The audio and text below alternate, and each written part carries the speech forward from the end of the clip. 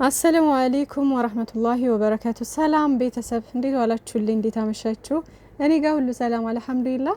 ጨረቃዎቻችን መጥተዋል። በተወሰነ መንገድ ሰዓት ትንሽ እንትን ብሏል፣ አሻሽሏል። ግን ደግሞ እንደ ድሮ ንቶሎ ማለት ነው። ቤካ እንደ ድሮ ሰዓት ልቀቅልን ደ እኔ እኮ በመጠበቅ እነሱን ማለት ነው እንዴ እና በሰዓት ልቀቁልን ማለት ነው።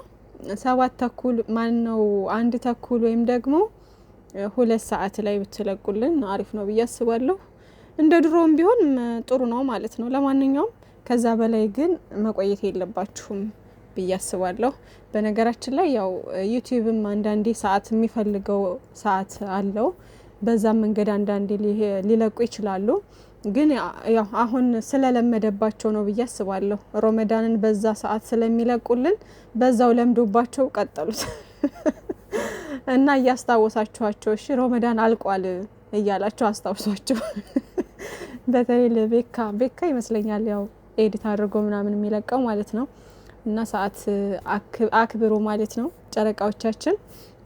ከዛ በተረፈ ቅመምዬ ዛሬ የምር መጨረሻ ላይ የሆነ ወደ ክላስ ከገባሽ ሰዓት ጀምሮ ማለት ነው ብሩኬን የምትናገራቸው ነገሮች ምናምን የሆነ የምታደርገው ሪያክት ምናምን እያየውኝ በሳቅ ወይኔ ትችያለሽ እኮ አይገልጸውም። ቅመሜ ግን ትወና አንደኛ ከሆነች ማሻአላ የምር ይሄ ታይለንት ነው። በነገራችን ላይ ትልቅ ታይለንት ነው ውዶቼ።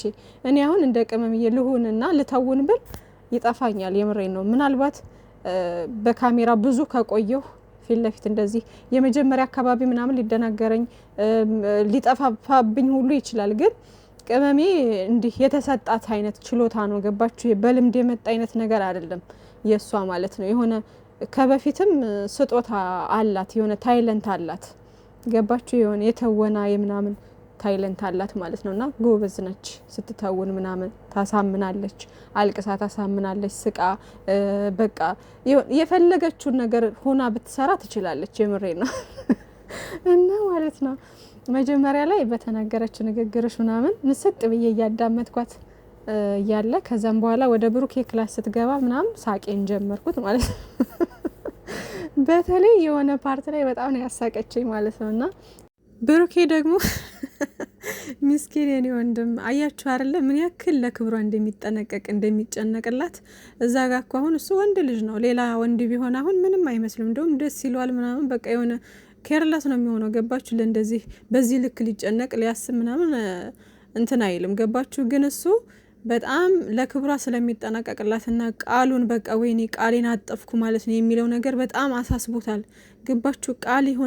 ቃል እኮ ከባድ ነው ውዶቼ። ለእውነተኛ ሰው ቃል ከባድ ነው እና ቃል የገባውን ነገር በቃ ቃሌን አጠፍኩ ማለት ነው። ስንት ነገር ቃል ገብቼልሽ የለ እንዳላት እኮ የምር እና ቃሉን ስላጠፈ በቃ ተሰምቶታል። አጠፍኩ ማለት ነው ቃሌን ተሳሳትኩ ማለት ነው የሚለው ነገር በጣም ቆጭቶታል። እና ለክብሯ በቃ ስለሚጠነቀቅ ምናምን ስለሚወዳት አለ አግባብ በሆነ መንገድ ክብሯን ማበላሸት አይፈልግም። ታውቃላችሁ አይደለ? እና በክብር እንደዚህ ምናምን ነው እሱ የሚፈልገው። ቃልም የገባላት እንደዛ ነው። ስለዚህ እንደዛ ስለሆነ በቃ አሁን ላይ ተሳሳትኩ ማለት ነው ቃሌን አጠፍኩ ማለት ነው የሚለው ነገር በጣም ተናዷል። ታውቃላችሁ? እና በጣም ያሳቀኝ ነገር የሆነ ውዝግብግብ ያለ ስሜት ውስጥ መግባቱ ነው እኮ እኔ የሚገርመኝ ማለት ነው። እና ምን ያክል የዋህ እንደሆነና አለ አይደለ እንትን የምትሉት በዚህ ነው። በቃ ከዚህም በፊት እንግዲህ እዩ እንደዛ እንትን ስትል ምናምን መጀመሪያ ላይ አካባቢ አይታችሁ አይደለ? ብሩኬ ራሱን ሲጠራጠር ምናምን ለምንድን ነው ራስህን የምትጠራጠረው ምናምን እያልን ብዙ ነገር ስንለው ነበር ማለት ነው። ግን ወደ በኋላ ላይ አካባቢ ምናምን በቃ 100% እኔ በራሴ እርግጠኛ ነኝ፣ ምንም ነገር የተፈጠረ ነገር የለም፣ ምንም ነገር አላደረኩም ወደሚለው መጣ ማለት ነው። ግን መጀመሪያ ላይ እንደዚህ በቃ መታ እንዲህ ነው ስትለው ምናምን እንዴ ምንድን ነው እንዴት ብሎ ሊሆን አይችልም ምናምን እኔ ራሴን አላቅም በቃ እኔ ምንም ማስታውሰው ነገር የለም ምናምን ወደሚለው ወደ ውዝግብግብ የማለት ስሜት ውስጥ ገባ ማለት ነው። እና ላይክ እንደ ዛሬው እንደ ሀይምዬ ምናምን እንደዛ ስትለው ውዝግብግብ አለ ታውቃላችሁ። እና እንዴት ብሎ እኔ ማርያም ምን ወይኔ እና ምን ያክል የዋህ እንደሆነ ነው የተረዳሁት። በዛ ላይ ደግሞ ምን ያክል ለክብሯ እንደሚጠነቀቅላት ቃልን ማጠፍ እንዴት በቃ ከባድ እንደሆነበትና እኔ እንጃ አላቅም ብቻ እንደዚህ አይነት ወንድ ውዶቼ እናንተን በጣም የሚወዳችሁ የሚያከብራችሁ በጣም የሚያፈቅራችሁ ወንድ ነው በዚህ ልክ ሊጨነቅላችሁና ሊያስብላችሁ የሚችለው እንጂ ዝም ብሎ ወንድ ቢሆን ኑሮ አሁን ምንም አይመስለውም። በቃ እንደውም አጋጣሚውን ተጠቅሞ ምናምን በቃ መንገድ ስትሰጠው ላይክ ሌላ ነገር ለማድረግ የሚሞክር ብዙ ወንድ ነው ያለው፣ ማአት ወንድ ማለት ነው። እና የምር መመረጥ ነው፣ በነገራችን ላይ መመረጥ ነው። እንደዚህ አይነት ሰው ሲሰጣችሁ ቅመምዬን የመሰለ ለብሩኬ ሲሰጥ፣ ብሩኬን የመሰለ ወንድ ለቅመምዬ ሲሰጥ መርጦ ነው አላህ ማለት ነው። እና አላህ ለእናንተ ሲሰጣችሁ ጥሩ ነገር ነው የሚሰጣችሁ። ጥሩ ስትሆኑ፣ መልካም ስትሆኑ፣ አስተዋይ ስትሆኑ መልካም ወንድ፣ ጥሩ ወንድ፣ አርቆ አሳቢ ላይክ እንደዚህ የሚንሰፈሰፍላችሁ የሚንከባከብላችሁ ለክብራችሁ የሚጠነቀቅ አይነት ወንድ ነው የሚሰጣችሁ። ገባችሁና ትለያለህ ብሩኬ ወንድሜ፣ አላህ ይጨምርልክ። እና ቅመምዬም ደግሞ ትችያለሽ ነው ምልሽ ትችያለሽ። የምር ግን እየሳኮ ነው ያየሁት ምናምን። ወደ መጨረሻውማ በቃ ንፍር ነው ያልኩት። ከዛ ምን አለች ደግሞ እንዲህ ከንፈሬን አሳስተህ ከሳምክ በኋላ ስትል በሳቅ የለውም የምሬን ነው። ከዛ ደግሞ እንደ ሎሚ መጣክ ምናምን ስትል ወይኔ እናቴና ትለያለሽ፣ የምር ትችያለሽ። ከባድ ነገር አትገምቱም እና ጭራሽ ያልገመትኩት ያላሰብኩት ያልጠበቅኩት ነገር ነው ትናንት ያደረገውና ብሩኬ በዚህ አጋጣሚ በጣም ነው ማመሰግንህ፣ በጣም ነው የምወድህ። ምክንያቱም እኔ እንጃ ያው እሱ ይዟል 17 ይዞ ነበርና ሀይሚስ ለምን ይቅርባት ብሎ ነው የገዛልኝ። ቅመሟ እንግዲህ ቅመም አድርጋ መግቢያ ላይ ጥሩ ጥሩ ነገሮችን ምኞት ተመኝታ ከዛ ደግሞ ብሩኬንም አመስግና ምናምን ያሉትን ነገሮች አብራርታ ተናግራለች፣ እንደሰማችኋት ማለት ነው። እና ከዚህ እንግዲህ እሱ ያለው ነገር እኔም እንዳይቀርብኝ ነው ይዞልኝ የመጣው የሰጠኝ ይሄን ስጦታ ምናምን ነገር ብላለች። እና እውነት ነው ብሩኬ እሱ ያለው ነገር ቅመምዬም እንዲኖራት ይፈልጋል። እና በቃ እሷ ደስተኛ እንድትሆንለት ሁልጊዜም ቢሆን የእሷን ደስታ የሚፈልግ አይነት የእሷን ደስታ ለማምጣት የሚጥር አይነት ወንድ ነው። እና በቃ እንደዚህ ነው የእውነት ሰው ስትሆኑ እንደዚህ ነው የምትሆኑት። በቃ ለምትወዱት ሰው የእሱን ደስታ ብቻ ነው የምትፈልጉት፣ የእሱን ደስታ ለማምጣት ብቻ ነው የምትጥሩት ማለት ነው። እና በቃ ፍቅር እንደዚህ ነው ውዶቼ። እና እውነት ነው ቅመምዬ፣ እና ደግሞ ይገባሻል፣ በጣም ይገባሻል። አንቺም ጠንካራ ጀግና ልጅ ነሽ። እና ብቻ ሁለታችሁም ልዩ ናችሁ። መጨረሻውን ያሳምርላችሁ የኛ እንቁዎች።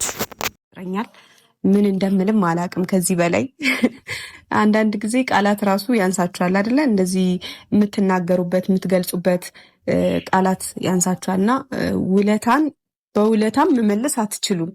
ብቻ ግን ፈጣሪ ይክሳል ብዬ አስባለሁ። ፈጣሪ ውለታን ይመልሳል ብዬ አስባለሁና ከራሱ በላይ የሚያስብልኝን ሰው ሰጥቶኛል፣ እግዚአብሔር ይመስገን።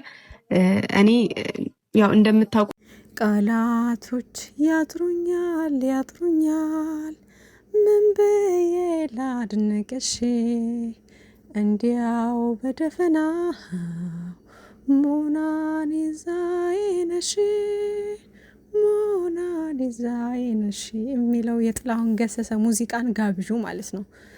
ሀይሚዬ ቃላቶች ሲያጥሩሽ እንደዚህ ጋብዡ በቃ። እና እውነት ነው ቃላት ያጥራል። አንቺም ይገባሻል፣ እሱም ደግሞ ከምንም በላይ ሁልጊዜ አንቺን ደስታ ሁልጊዜ በቃ አለ አይደለ አንቺ ከፍ እንድትይለት የሚጥር አይነት ወንድ ስለሰጠሽ ፈጣሪ ማመስገንና ያኑርልሽ። በቃ አንቺንም ያኑርለት እሱም ይኖርልሽ ቅመምዬ። እና እንኳን ደስ ያለሽ፣ እኛም ደስ ብሎናል። ይመቻችሁ። ማርያምን ምን እንደተፈጠረ እኔ ምንም አላውቅም። በቃ ይሄ እግዚአብሔር እመቤቴን አልኩሽ። በቃ እኔ ምንም አላውቅም። ምን ይፈጠር፣ እንዴት ነይ እዚህ፣ እንዴት ግቢ፣ ምንም አላውቅም። ኧረ እባክህ ደፋር ናስራውን ተኛው። እኔ አልተኛም።